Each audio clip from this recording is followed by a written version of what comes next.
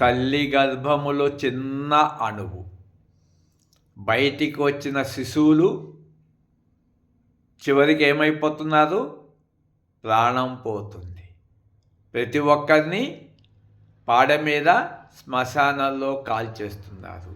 పిడికెడు బూడిదగా మారిపోతుంది, మసిగా మారిపోతుంది.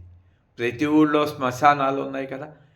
ఇప్పటి వరకు పుట్టి పెరిగి చనిపోయిన వారు ఎన్ని కోట్ల మంది, దాంట్లో కట్టెల్లో కాల్చిన వారు ఎన్ని శవాలు, గుంటల్లో పూడ్చిన శవాలు ఎన్ని, బస్సు రైళ్ళు విమానాల్లో కాలిపోయిన శరీరాలు ఎన్ని. ఉదాహరణకి సౌందర్య గారు, రాజశేఖర్ రెడ్డి గారు, రాజీవ్ గాంధీ గారు, ఇంకెంతోమందిని చూడండి. ఒక్కళ్ళు బతికున్నారా? ఇప్పుడు మనం బతికున్న మనం కొన్నాళ్ళ తాత ఉంటామా? ఉండము. జాతసహి ధ్రువో మృత్యు.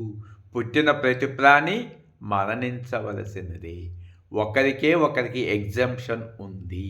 ఎవరికి వారికి ఈ కాలచక్రంలో మళ్ళా పుట్టకూడదు, జన్మ తీసుకోదు అన్న మనసు ఉన్నవారికి జన్మ రానే రాదు. ఇప్పుడు నా మనసుకి 100% ఫీడ్ చేశాను కాబట్టి నాకు ఇక దేహంతో పని లేదు. ఈ దేహమే చివరి బాడీ.